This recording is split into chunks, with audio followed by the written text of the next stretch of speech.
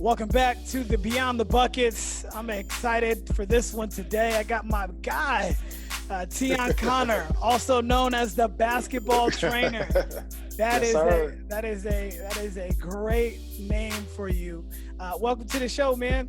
Thank you for having me. I appreciate it, man. Anytime I can get on and talk, especially to close friends, man, it's a pleasure, man. So thank you. Definitely. Well, I want to start off by saying we met probably about 14 years ago, I believe. Long time ago. It was in 2006. And we would go to these open gyms and just met some mutual friends. And we formed a friendship. We started hooping together. We ran through a couple different leagues. Tell me about our times when we used to hoop. I think it was kind of like unfair because we had like great athletes. We had people who, why is she calling me right now? We had people who understood the game. Me, you, Anton. I mean, that's already like a killer combo because, I was like the bigger guy. Yeah. He was like the medium guy, and Anton was like the quick on the team. So it was kind of unfair, but at the same time it was fun because we was hooping with our friends. That was love, you know what I mean? And for me, I was out of bounds because I was in your neck of the woods, trying to run stuff, you know what I mean? So that was great times, bro. Great times. Man, it was fun. We just had so much depth. Everybody on the squad was so good. I think we ran 3 straight years. Man. They told us we couldn't. They told us we couldn't come back anymore. Yeah. So good times, man. And as you get older, it's just good to reminisce about certain things. Exactly. Absolutely. But tell me a little bit about you. You grew up in Louisiana. How was your upbringing? And how did you make your way? I'll put in the show notes that you graduated from Santa Clara. Or excuse me, I wouldn't say that. Nah, don't say that. St. Mary's. Don't say that. St. Mary's. Yeah. With the master's degree as well as your undergrad. Oh yeah. But, absolutely. Tell me about the beginning. So, man, Faraday, Louisiana, man, small town, 4,000 people, man. If you look on the map, you probably miss it. You have to definitely know that you're looking for Faraday to find Faraday. And how far is that from New Orleans? So New Orleans, probably 2.5 hours. Most people associate with New Orleans because that's where they come in at. But about 2.5 from New Orleans. Okay. Right? So so small town, maybe 3 to 4 stoplights. Like you can easily miss it. Yeah. Anyway, man, upbringing, man. I would say we were poor, but I didn't know we was poor until I got out on my own. Yeah. Coming up, we played outside. I love basketball. That's why I found my passion for it. I didn't really know if I was going to play basketball or not because I didn't think, the coaches was going to come to Faraday, Louisiana, or if I was good enough. You know what I mean? So I didn't play AAU basketball, any of that. I just played in the rec ball. And one day I was asking one of my closest friends who passed away, I was like, man, I don't think I'm good enough to play college basketball, because like I said, we're in a small town. There's not a lot of coaches coming to Faraday to recruit, right? So we was at the park and he was working me out. And I got tired and I was like, man, I'm done, bro. I can't do this. And he was like, I thought you said you wanted to play college basketball. I said, I do, but man, I can't, I'm not going to be able to make it. Wow. And he said 3 words to me, what's stopping you? And literally in that moment, my whole mindset changed from I can't make it to you right. Like who's stopping me? And the only person that was stopping me was myself. You know what I mean? So that day moving forward, I think that was I would say my junior summer, going into my senior year. And that's when I locked in and say, you know what, I'm gonna do this for real. I'm gonna give it everything I got. Wherever I fall, I fall. Right. Besides that, the South is still segregated. Like my town was all black. There was a few white people, it was all black. So I grew up among a lot of black people. And it was crazy when I came to St. Mary's. The first place I stopped was San Francisco, and now you have all these ethnicities and cultures. I was like taken back because I'm just used to seeing black people and a few white people here and there. But coming out here, man, it definitely was a culture shock. So you after high school, you went the junior college route, right? And So so what happened, with your high school recruitment and all that once yeah, you yeah, started yeah. to lock in? So high school, man, I thought I was gooder than I was, man. My ideal school was LSU. You I and wanted to go to everybody else. I mean, everybody thinks they're going high major, right? bro. That was me. That Yeah. was me. I wanted to go to LSU. I said, if I'm not going to LSU, I'm not going to school. You know what I mean? And then it came, bro. It literally came down to the last month when I was in school. I was like, man, LSU ain't coming. Right. Like, what am I going to do, right? You know what I mean? So my option was to go to these small D2s, go to D3s. I was like, man, I ain't going to school, whatever. So I had a meeting with my coach. He was like, bro, here's what you can do. You can either quit now or go to JC route and make a bigger name for yourself. So I was like, you know what? I'll do that. And where I'm from, I really didn't understand JC, junior college. Like, okay, what am I going to? Right. So went to Midland, Texas, out in West Texas. Did my 2 years there. First year was terrible, terrible. One, because going to JC, you have this mind frame of it's JC, it's weak, it's sorry, it was far from that. These are grown men, bro, trying to fight for everything that they have. And I didn't understand that because I'm thinking, I'm already a D1 player. I'm going to JC, I'm going to just go and kill. Right. No. And that's interesting you say that. Like, I know, I'm not sure if you watched it. It was on Netflix, but Last Chance U. And that just shows like the intricacies of what junior college is. I would love for them to do one on basketball. Basketball, right. Because you're right. When I went junior college too, and it was like, man, this is crazy because I'm playing against somebody 23 that, and I'm trying to hold my own with these grown men and same thing for you. And it's really good. They're really good. And people just don't realize that. Yeah, my freshman year was a humbling experience. And I had another epiphany. I was like, you know what? If I'm really going to do this, man, I can't be complacent. I can't be egotistical. I can't be all those things that derail college athletes. So I got back on my horse, man. Second year, we got 6th in the nation. So for a lot of people who don't know, JC outside of California, like California has their own JC system. Sure. Everybody else is on the national stage. So we went to the national tournament, won our first 2 games. Lost the third because we got complacent. We should have won it all, but we end up getting sixth place because we got complacent. But man, that was an experience, and that's where St. Mary's came down and saw me play. Like I was averaging maybe 20, 25 points in that tournament. Like I was like, I'm about to get this scholarly, bro. I'm out of here, bro. You know what I mean? So I had a good tournament. So they came down and said, hey, why don't you take a visit? You know what I mean? And all the schools that were recruiting me was Texas, Louisiana, some East Coast teams, and then California. And I've never been to California. So, like I said, my recruiting visit, man, I was wild. I was like, yep, this is the place I need to be. Was LSU recruiting you? No, they still were not. They still were not recruiting me. I was like, okay, I give up. Forget y'all, bro. Forget it. That's what people don't understand. It's so hard, man. Like it's a real thing. And what happened when you came out to the Bay Area and St. Mary's? It's obviously got to be that culture shock, like you said, when you first got to San Francisco. And what was it like when you first got here outside of just popping into San Francisco? So, man, when I first got here, man, I was in awe, man. I was like a little kid all over again because, like I say, with the weather being like it is, like it's hot in the daytime, cool at night. Like where I'm from, it's hot all the time, hot and sweaty. Like that was a change for me, which was good. Like I can do this. The people were, the South is nice, but here it's a different type of nice. They were, I don't know, maybe because I was an athlete, they was more accommodating. They were more, I don't know, intrigued about who I was, you know what I mean? So I appreciated that. But mostly, man, I was around the teammates my first year, man, because like I said, it was new. I didn't want to get into no trouble because I'm from the country. They say when you go to the city, man, there's more things to worry about. So I was like, you know what, I'm going to stay close to my teammates or whatever the case may be. But you know the crazy thing is, man, when I came on my recruiting visit, man, dude, I almost lost my life, bro. Really? Like, seriously. So do you know Javon Harris? Yeah. Yeah, so Javon was my chaperone. So so he took me to In-N-Out in Richmond. I'm going to Richmond. I didn't know nothing about Richmond. I'm in Richmond.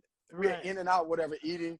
He showed me a good time. That's a little ride from Moraga for sure. Hey, that was. So later that night, we like hanging out. Like we was gonna go to the club or whatever, hang out, whatever. And me and him was just chopping it up because his parents are from Louisiana. Well, his dad's from Louisiana or whatever the case. So we was just chopping it up. And then some dude walked up and like he pulled a pistol out. He was like, "Hey, I heard y'all call me such and such." We was like, "What? We haven't said anything to you." And then he like pulled it out and like, "What's up? What y'all trying to do?" He was like, "Bro, I'm in college. I'm on my recruiting visit." I'm like, "Bro, it's all good." Luckily, I guess Javon knew the guy. Was like, "Bro, it's good. Chill out. Hey, keep it moving." But man, I was like, wow, like on my recruiting visit, I was about to get popped. Like that was crazy for me, man. Wow. But other than that, man, the visit was good. The people like enjoyed us, you know what I mean? So, I mean, I'm here now, so. Yeah, and talk about the education. I think you're a political science major. Yeah, so coming up, again, I'm big on community stuff. So when I went to JC, I did criminal justice because the environment that I was in, I wanted to help my people out. Like all of them was going to jail, and I didn't understand why. You know what I mean? Because I'm naive, right? I don't know what's going on with the system and all this. So I was like, man, I got to find a way to like get my people out of jail, like become a lawyer, become a police. I would become something that's in the, the judicial system to like help them. So criminal justice was my major when I was JC, and then political science, just so I can understand the politics behind all the stuff that's going on. So I can take it back home and like, hey, we got to start moving different, doing stuff like this. So that was the reason behind why I chose that. Ultimately, I wanted to become a police officer. But what stopped me from doing that was doing the training or doing an interview, I wasn't comfortable enough to like take another person's life, right? So, I mean, you're in the line of duty. So there's gonna come a time where you have to make a decision. Either I'm gonna die or that person's gonna die, you know what I mean? Unfortunately, you know what I mean? So I wasn't, in my heart, I didn't feel like I was strong enough to do that. Like, I don't know what I would do in the heat of the moment, but I know like consciously, I can't do that. So my route changed from being a police officer to like I didn't know what I wanted to do after that, but that was my goal, to be a police officer. But again, I couldn't see myself taking another person's life. So I mean, you know what I mean? So that's why I went a different route, you know what I mean? So that's deep. And you know, and ironically, people still don't really know what's going on with the police. Right. You know? Right. Yeah, I mean, we can go so many ways with that, but right.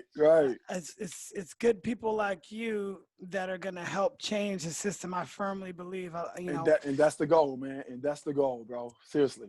The hard part was obviously watching George Floyd, you know, for 8 minutes and 46 seconds. During that whole thing, but it just it woke up so many people. That's what I can say. Yeah, it was the needle that broke the camel's back. I mean, you know what I mean? It's like it everybody knows now. Like, hey, it's a thing. It's been a thing. It's a thing, you know what I mean? So we can definitely go into different ways with that. But yeah, that was my turning point where I was like, you know what, I can't do that because I can't see myself doing that. But going back to get my master's, man, that's a totally different thing, man, because during college, I really didn't care as much for the education piece, right? Because, hey, I'm a college athlete. I have to do this to stay on a team, right? So It wasn't like something that I internalized. But going to get my master's, I mean, it was my place at time in life. It meant more to me. It meant a whole lot because the stuff that I was learning, it was applicable the next day.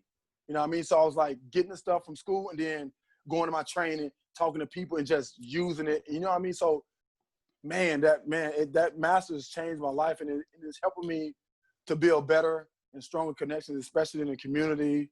And when people see that I do have, higher education, they're like, oh, he's just not an athlete, right? He's more than. So, I mean, and then the second part about that is I want my kids to understand that if I'm getting a master's, you must got to get a doctorate. Like you gotta one up me, you know what I mean? So I want to put it in their mind that, hey, keep learning. You never stop learning, you know what I mean? You never stop learning. Right. Oh.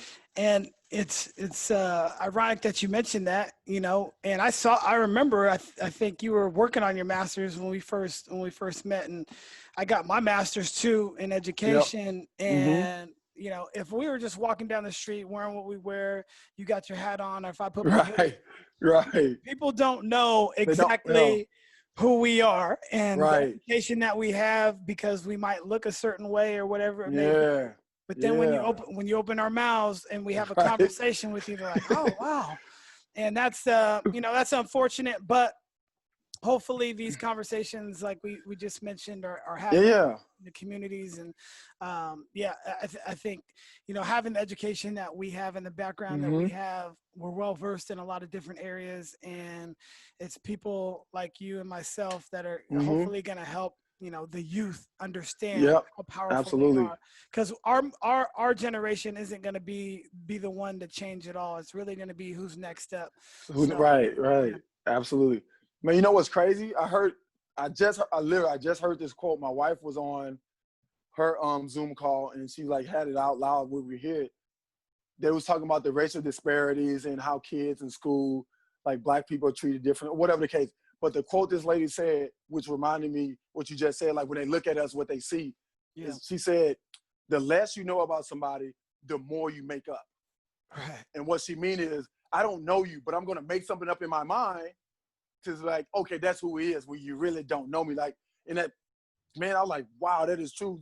The less you know about who I am, the more stories you make up, the more assumptions you make, the more all of it. And we're seeing that right now when people don't know who you are and they just assume that, hey, okay, that guy, he must be that, or he must be X, Y, and Z, when you really don't know me, but you can get to know me and figure out, oh, that's who he is. You know what I mean? So that quote stuck out to me when you just said, yeah, when they see us. That's a great quote. I'm definitely gonna steal that one. Man, I stole it fast. I was like, damn. That's the best thing about doing a podcast. You know, I get the best of everybody's information. You know. So exactly right.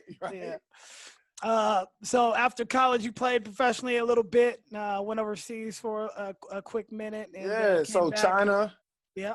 So went to China. Team got disbanded. That experience was, I don't know, it was crazy. One, because I had no idea of how much they pay over there. Right, kids these days they get into the bag. When I was coming up, there was no bag like that. At least I didn't know how the system works. So one, I didn't know that being a rookie, you have to establish yourself to get more paper, right? But I didn't know that. I was like, man, you guys are paying me this much?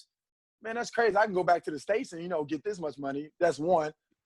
Two, my diet.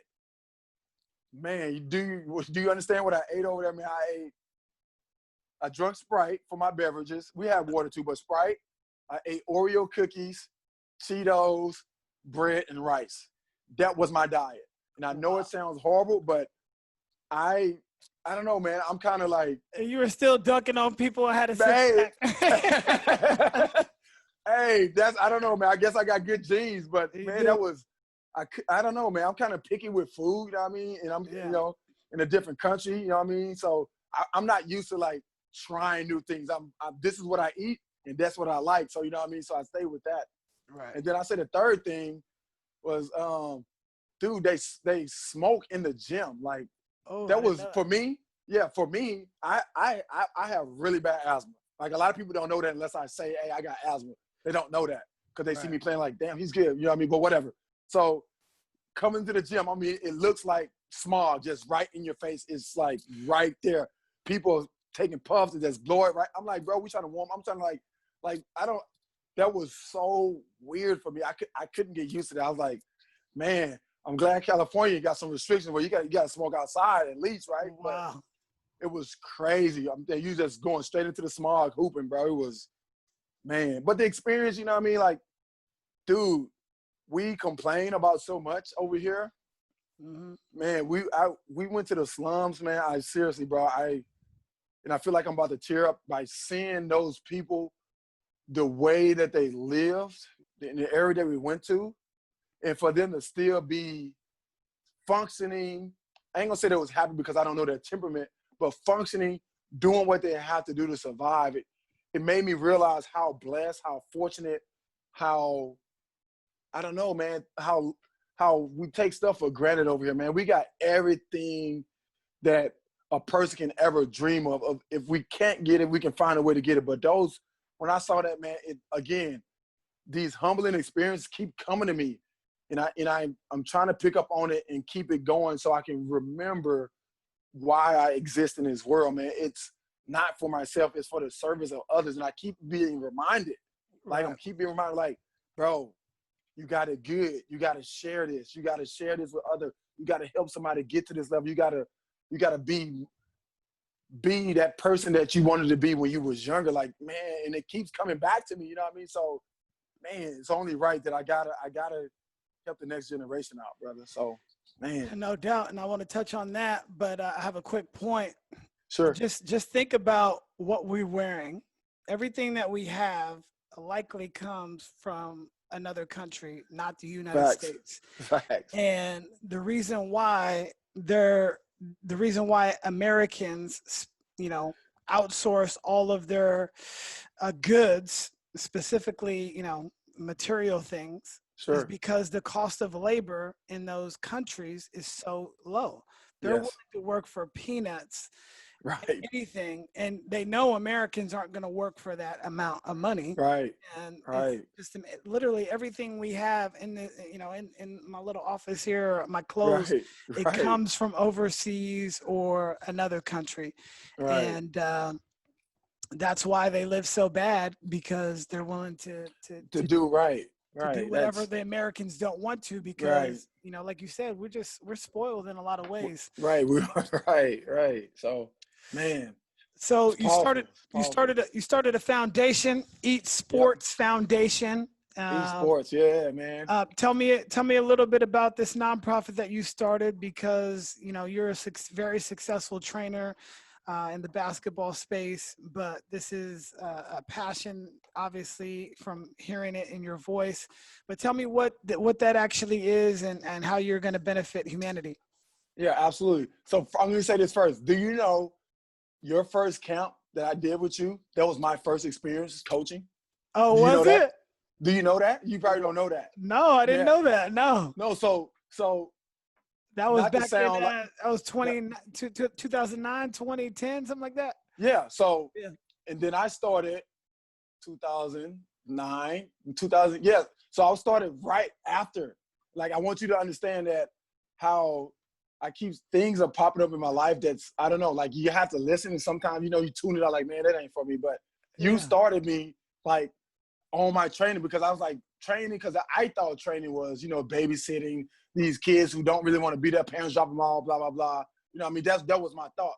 But, watching you, how you ran the camp and did all that stuff, is like, I was like, man, this is like so impactful. Like, the kids gravitated towards you. And what's the other guy name? Was it Giles? He was Giles. Yeah, Giles. Yeah. Giles. I was like, man, these kids love, like, they like really love y'all. Like, how y'all get this love? You know what I mean? Like, bro, that's the type of love that you see from a celebrity. Like, if you're a celebrity or you're a superstar, like, you don't get that being the average American, right? So, I soaked all that in. Wow. Lo and behold, I became a trainer. But yeah, I just want to let you know that. That was my first camp, bro. I still have that picture. It's one of my favorite pictures. We were wearing red shirts. The red shirts, and you had the low top red hyper dunks on. Yeah, for sure. That was our first camp. I was so juiced because we had 20 kids, and we had we had like 6 or 7 coaches. We had darn near 50% of coaches. We was ready. Man, time flies, but it just just shows when you do things the right way, and things continue to progress. But I just want to make sure I let you know that all good, bro. But so Eat Sports, man. So Eat, EAT, educate, aspire, triumph, man. Because the first piece is we definitely want to educate these kids, man, because that's a big piece in figuring out where you belong in society. A lot of kids, like, they have the athleticism, they have everything except the education piece. So that's why you have these athletes who go broke. You have these celebrities who go broke because nobody sat down with them and say, hey, let me talk about the finances. Let's talk about your emotional health. Let's talk about all these educational pieces. So that's the first piece. And aspire, meaning kids who have goals. Everybody has goals, you know what I mean? So we want to make sure that we can tap into that passion that they have, and ultimately they're going to triumph. So educate, aspire, triumph. So our mission is to sponsor, to provide resources, financial aid to at-risk kids and their families in underprivileged communities. Because, as you know, affluent communities have better schools, better resources, better everything. Whereas, you know, the underserved communities, we get what we can. Like, okay, we got one hoop at the park, or even if we have a park, right? You know what I mean? So I want to make sure that our mission help the people who need the most help. Not saying that an affluent kid can't participate or can't be, but it's geared toward those who can't and the have not. So that's our mission, to do that.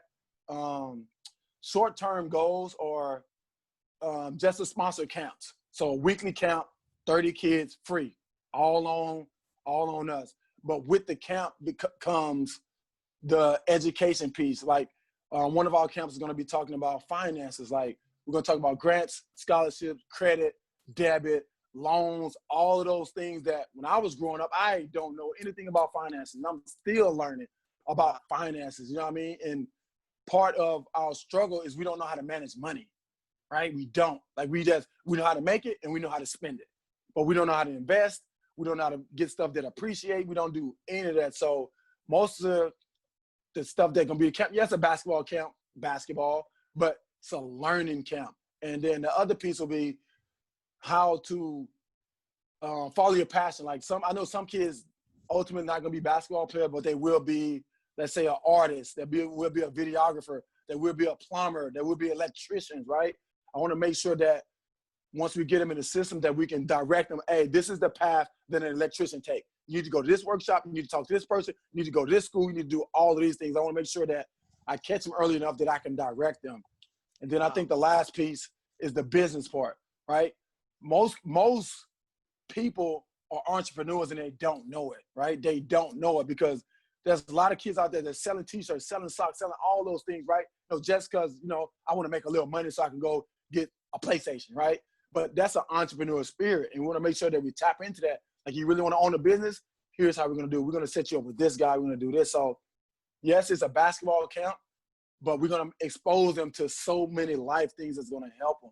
Wow. And in a bigger picture, right, I pray to God that I be able to open up an academy, right, where there's a basketball court, weight room, educational center, things that going to a one-stop shop where you want to come in. Okay, you can do sports or you can do the education piece. So that's the bigger picture, to try to get an academy, something like IMG, like half for sports, but I want it to be for sports and for like education. That's, you know, that's further down the line. But right now, I'm trying to figure out how I can reach these kids and make sure that, hey, your life is not what it is right at this moment. We're trying to work towards something real. You know what I mean? So, yeah.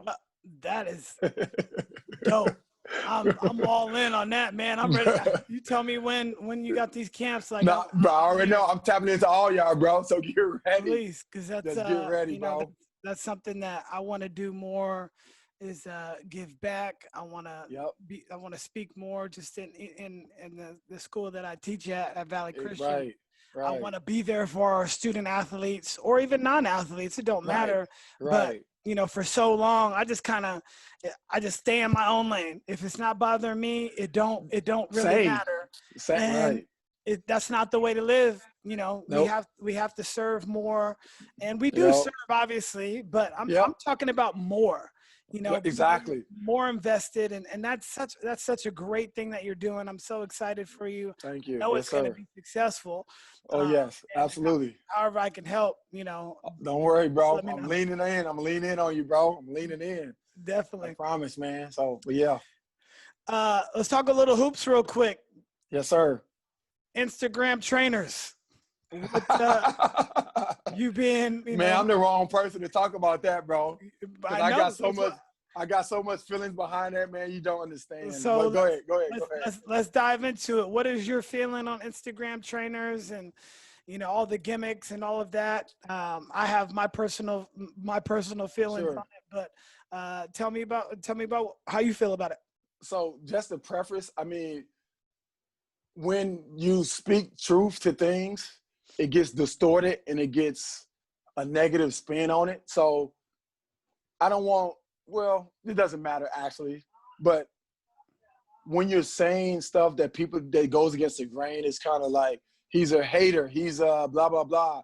You know what I mean? So if it comes to that, so be it. Like, I've never been in one to hold punches. Like I tell my kids, there's two things you're going to remember about me.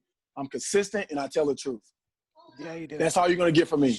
I'm consistent and I tell the truth. So with this new era of basketball, you know, basketball has definitely changed. And I think social media has been a great exposure for the most part. But there's so much information out there that's misleading, misguided, and have ulterior motives. And a lot of people don't understand that Instagram is a social platform, meaning social. So what does that mean?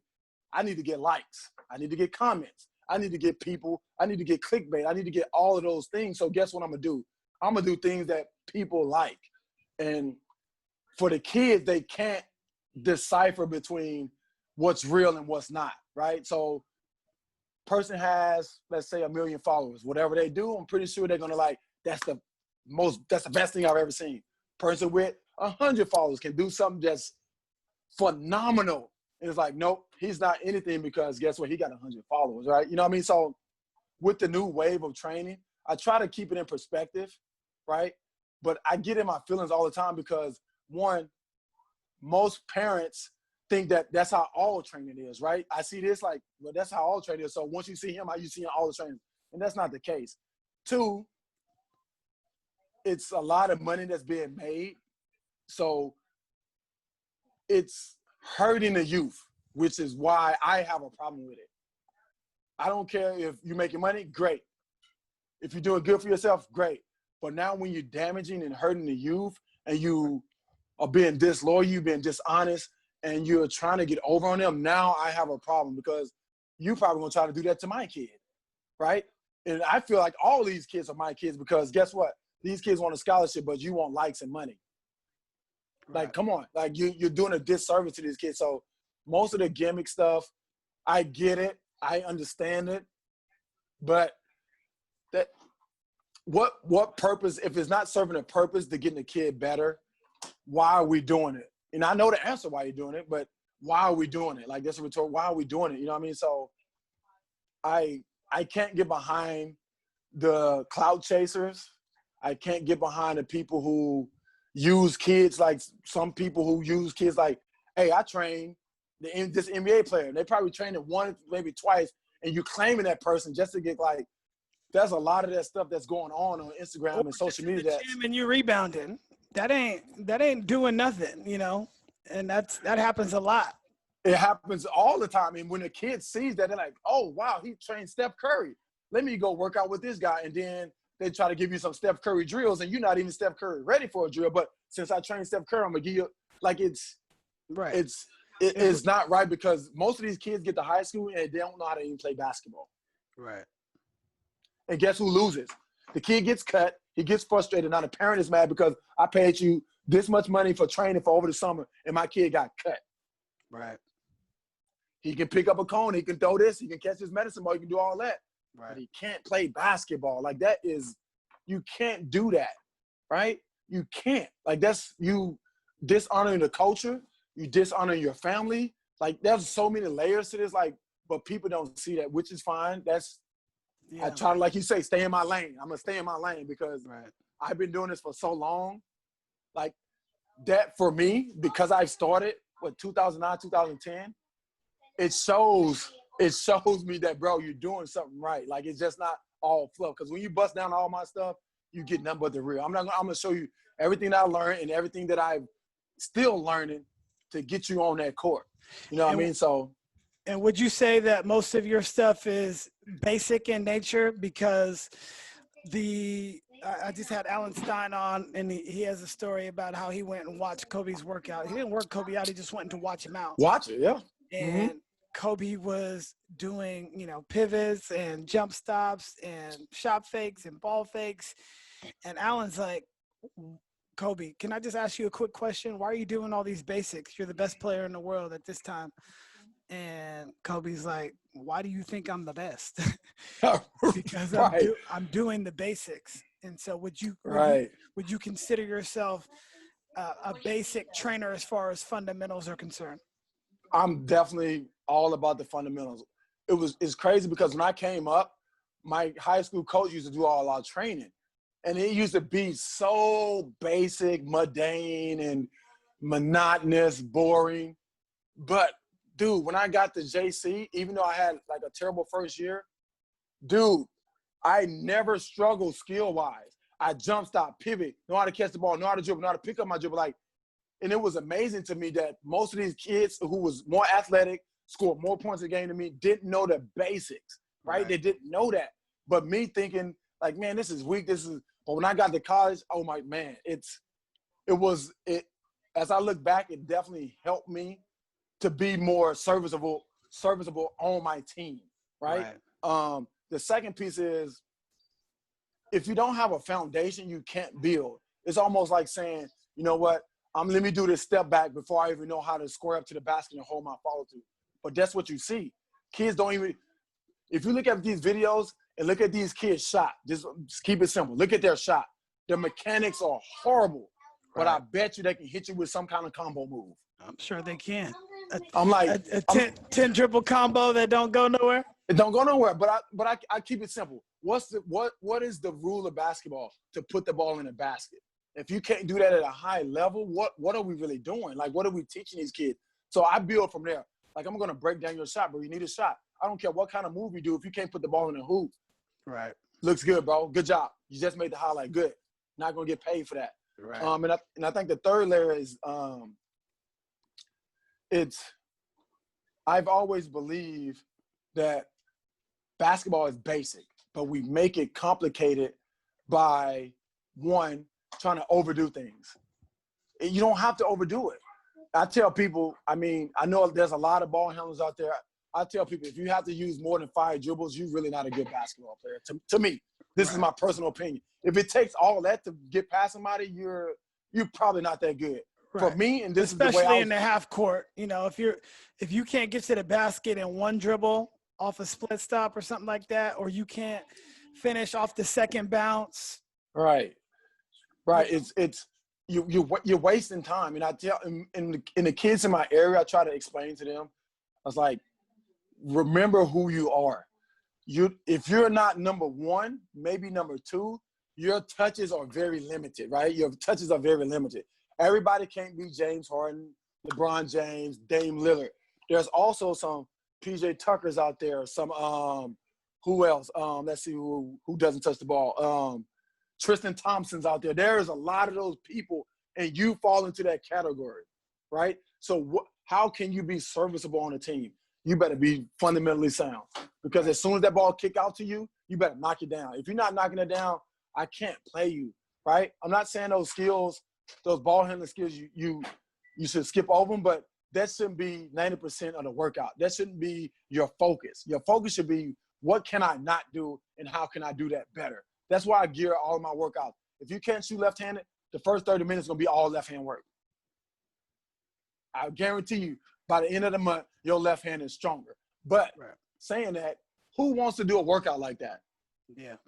Who? When you have other trainers who's going to give you these combo moves, the Euro step to step back. Like, do I want to go to Teohn? Who's going to get me? He's going to get me right, but it's not going to look good on social media. Right. So I don't know if I want to go to Teohn.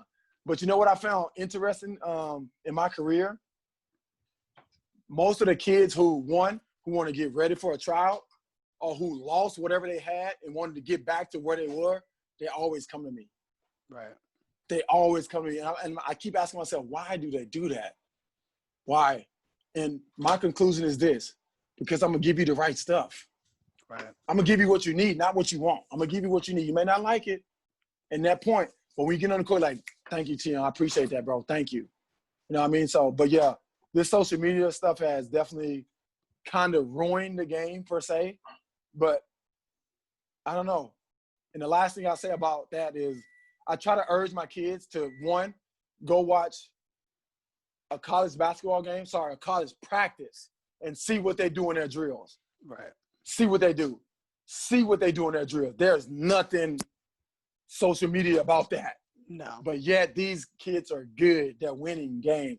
And I encourage them to, if they want to watch an NBA player, go watch the behind-the-scene workout. Don't watch the commercial. The commercial is what? Selling you something. Come buy this jersey. Come buy this shoe. Come get these socks. go buy my protein shake, right? But go watch a legit NBA workout and go see what they do in those workouts. And then you tell me like, oh, that's different than social media. Yes, I know. But most kids don't want to do that much research and much digging. They want, here, go do this, magic drill, and you'll be Steph Curry by next week. Right. And if you want to be Steph Curry, do your goals match up with what your work ethic is? And if your work ethic is not that, if you're not putting up 500 a day and tracking it and keeping track, then that it's not going to work out for you. And people wonder why, you know, and I'm a coach and you're a coach too, but people wonder why their kid isn't in the game. It's because, okay, if you get this shot, you might get 1 or 2 or 3. If you get 3 shots in the game, corner 3, you better make 1. You're right. Out of 3. You're hopefully, if you get 10, you're hopefully making 3.5. Right at the high school level at 35%. Like that's it. Yeah. In the college and pros, you know, you want 40 or above. Right. For the best. But you got to make at least 3 out of 10 in the game. Now, when you take a look at it, if you ain't making 7 out of 10 in the workout, 10 in workout, bro. Hey, that's what I say, bro. That percentage dropped 20%. That percentage dropped because mostly that defense, that fatigue. You know what I mean? It drops like heavily. So I was doing a workout this morning, and I was like, we was doing a 4-shot drill. I'll say, bro, if you're not hitting 75 or 100, like 3 for 4 or 4 for 4, you're probably not going to make a shot in the game, right? And especially if you only get 4 shots in the game. Like, do the math. Like, the numbers never lie. Now, I always try to revert back to that. Like, bro, you got 10 shots in the workout, 7, 80, maybe 90, you good. Now, you making 50, 40 in a workout? Like, and nobody guarding you. Right. There's no crowd. There's no hecklers. There's no coach in your ear screaming. There's no teammates mad at you. There's no defense. There's so many outside things that contributes to a person making a shot in the game that it's amazing that kids don't understand the layers, you know. But again, it's fine. I'll remind them. Yeah. Do you prefer working out with kids that aren't very good or kids that are good? Because you've worked with pros, you've worked with college, you work with, you know, junior high kids. So what do you prefer? You know, man, you know what's funny? I prefer, ideally, kids who want it, right? I don't care if they're good. I don't care if they're bad. If you want it bad enough, I can train you. And what I mean by that is, early on in my career, I used to put forth, I say 150% effort toward my kids. And they used to put forth 10, maybe 15. And then I look down the road at their career and I'm like, they quit. It didn't pan out for them. Whatever the case, they go a different route. And I attribute that to my coaching them, because I spoon-fed them so much. I gave them so much of me. My energy level is through the roof. My intensity level, my work ethic is through the roof, where it should have been opposite.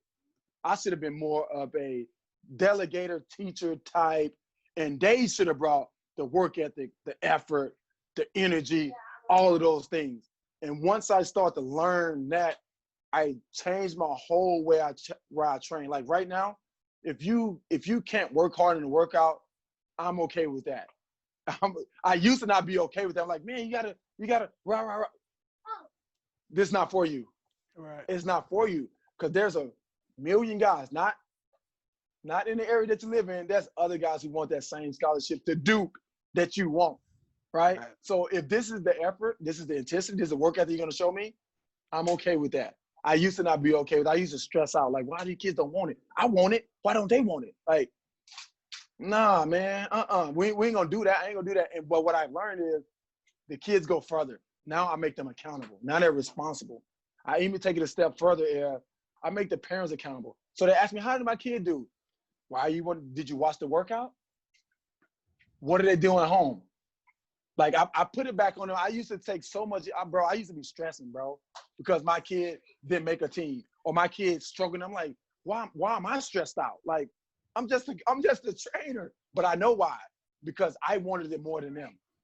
Right. Not anymore. Like, if you don't want it, cool. I know how to coach you. I'm gonna coach you this way. But if you want it, we're gonna get to these levels. You know what I mean? So it doesn't matter what skill level. I honestly don't. That doesn't matter anymore. But I try to gauge how much that person wanted. So if that makes sense, you know what I mean? No, it for sure does. Tell me how it is working with if you're working out a kid and they play for an AAU organization or high school. Like, tell me about how you navigate those relationships, because some people, some people got egos and whatnot. Oh, yeah, absolutely. Yeah, so tell me about that. The first thing I ask a kid is, hey, do you really want this? One, okay, this is what it takes. Can you commit to this? Got it. We got that out the door. Good. Second thing I ask, what is it that your coach tell you that you need to work on? And for me, I try to lately, I say the last 2 to 3 years, I've been trying to reach out to coaches like, hey, I'm training so-and-so. He says he needs to work on this, but what do you see he needs to work on, right? So what I'll do is I'll get something from the coach, and then I'll get something from the kid. So now we're working on 2 different things, something that the kid really want to work on, right? I do that, and then something that's going to help him on his team. Because I feel like a lot of trainers do a disservice, right? Because I was like that too, that you want to work on stuff that you think the kid need. Like, nah, bro, I got you, bro. You need to do this, right? Like, take yourself out the equation. What does a kid need, and how can I make him play better on his team? Those are the 2 things that I do when I'm working out a kid. You know what I mean? So we'll work on those 2 things for the majority of the workout, and then we'll like do some shooting or whatever the case may be. But I try to make it more for them and less of me, because I've done that and I've seen what it do to kids. It doesn't pan out well, because further down the road, they're like, well, I didn't really need to do that. I spend too much time on that, and I get frustrated, so I quit. So I put it back on them. I'm always putting it back on them, bro. For sure. Always. That's how you have to do. Early in my career, take the losses hard, and do they commit as much time as you? And obviously they don't. Right. You got to be comfortable that you gave them the best opportunity, and you got to live with that. And if they don't really want it, you can't really make them. You can't. Exactly. As we wrap it up, I've been doing this new thing: top 5 dead or alive for a dinner party. You got a dinner party at your house. You can invite 5 guests. Who are those 5 guests gonna be, and why? Bro, you tripping, man. Oh my God. Top 5. Wow. Yeah, you can invite anybody to this dinner party in any walk of life, and they could be here on this earth or, in heaven. Dude, wow. That's on the spot for real. Man, I'll say Malcolm X for one. Okay. I gotta see what that dude, man. For sure. Like, let's see. MJ. I gotta have Mike in there. He might have his tequila. He might bring his tequila. And his cigars, right? His cigars. Who else, man? Dude, I mean, Tim Ferriss, man. Tim Ferriss, that dude got some knowledge. That For dude, sure. Wow. Let's see who else. Man, this is tough, dude. This is tough. I got 2. I mean, I'm like 2 more. You got 2 more. I'll give you mine. I have a men's list and a women's list. Oh wow! So the men's group, I would have Obama. Oh yes. I would have MLK. Oh yeah. I would have Jay-Z. Oh yeah. I would have Kobe. Wow. And then for some comedic relief, a talented gentleman. Don't say it. Jamie Foxx. Okay, good. Okay, good. Okay, that's good. Keep it live. You're gonna keep it live. And keep it live. And then for my female dinner, I would have Oprah, Michelle Obama. Ooh. I would have Brene Brown. Bro, hey, stop. Right now, stop. You got it right there. There you go. Stop. Yes. Stop. Yes. Hey, you know who? You know what? Go. Keep going. Go ahead. Yep. I would have Brene Brown. I would have to get some comedy in there, and I want to keep it diverse. Chelsea Handler. Okay. Yeah. And then the last one, I would have to have my grandmother in there because she would just spice things up. She's 90 years old, and she is a cold piece still. Oh, yeah, she know a lot, boy. She know a lot too. So, yep. Okay, let me add. Okay, I'm gonna add Dave Chappelle. Oh, okay, yeah. I'm gonna do Dave. You got one more. You know, Mike Tyson. Whoa.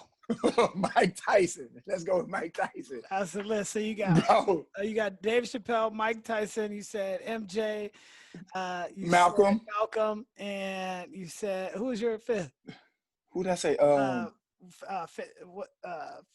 Fisher. What was his? No. Who did I say? Malcolm. MJ. He Tyson. Was your third. The smart guy. Oh yeah, Tim Ferriss. Sorry, Tim Ferriss. Yeah, Tim Ferriss. Yep. That's a good dinner. Dude, you got the laughs. You got some good conversations and a lot going on. Man, a lot. Have you checked out the Brene Brown podcast? Dude, that's what I was about to say. I didn't want to cut you off because I got a lot of stuff going, dude. Yeah. I think was it Austin Channing was on there? Was it? Yeah. So man, bro. What's the guy was on there too? What's the guy with the ex what's his name? I listened to them all. It was Ibrahim. The brother. Yeah, Ibrahim. Yeah, he was cool. Bro, I keep re-listening to it. I'm like, dude, this is so much, man. I need that, man. I need that. You know what I mean? Like it puts you in a good spirit and a good mindset to understand like stuff that's happening right now and how we should be, you know what I mean? Like, man, that's some powerful stuff, bro. Powerful. Definitely. Powerful. Yeah, man. Well, hey, man, I really appreciate your time. That was awesome. I know. I appreciate you holding this for me, man. Kids is ready. I know they was looking, but I think they might go to the library with them on. It's like, what are you going to be done? Like, I'm done. It's okay. Well, cool. Hey, let me know anything I can do to help you with EAT. I would love to. Trust me. I got you, bro. Share my time. No, you'll be a speaker. I promise you. You'll be a speaker. Great. Well, thank you so much. Yeah, we got to do it again, though, for sure. Thanks, Chris. I appreciate it, man. Thank you, brother. Thank you for listening to the Beyond the Buckets podcast. Please remember to subscribe, rate, and share the show with your friends. And until next time, take care.